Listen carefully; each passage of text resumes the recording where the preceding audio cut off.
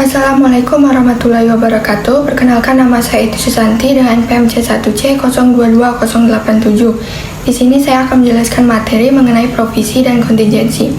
Baiklah, langsung saja kita ke materi penjelasannya. Kontingensi adalah sesuatu yang memiliki ketidakpastian dari sisi kejadian dan jumlah. Dalam akuntansi, kontingensi dapat muncul sebagai liabilitas kontingensi atau sebagai aset kontingensi. Namun, liabilitas kontingensi itu lebih sering dijumpai dibandingkan aset kontingensi. Pengakuan pada aset kontingensi itu tidak diperkenankan agar tidak menimbulkan pengakuan penghasilan yang tidak pernah direalisasi. Liabilitas kontingensi itu terdiri dari dua kelompok, yaitu liabilitas potensial dan liabilitas kini yang tidak diakui karena tidak terdapat kemungkinan pengeluaran sumber daya atau tidak dapat diukur dengan andal. Pada liabilitas potensial, kemungkinan tidak terjadinya itu lebih besar dibandingkan dengan kemungkinan terjadi.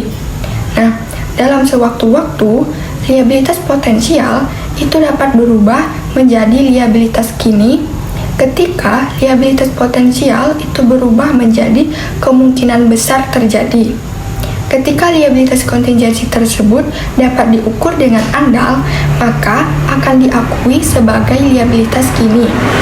Jika kemungkinan terjadinya semakin kecil, maka liabilitas kontingensi tidak perlu diungkapkan. Kemudian mengenai provisi, provisi adalah liabilitas kini yang waktu dan jumlahnya belum pasti. Bedanya provisi dan kontingensi yaitu pada provisi itu diakui dan disajikan, sedangkan kontingensi itu hanya diungkapkan dalam laporan keuangan.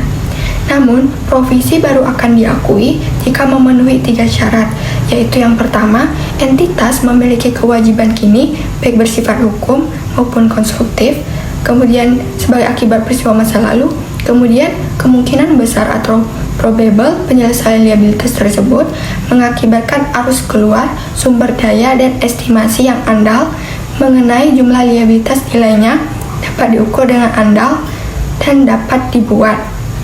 Nah, itu adalah 3 syarat agar provisi itu dapat diakui. Kemudian garansi adalah salah satu contoh dari provisi.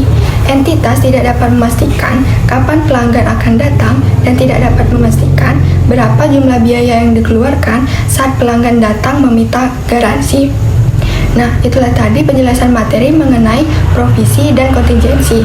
Sekian dari saya. Wassalamualaikum warahmatullahi wabarakatuh.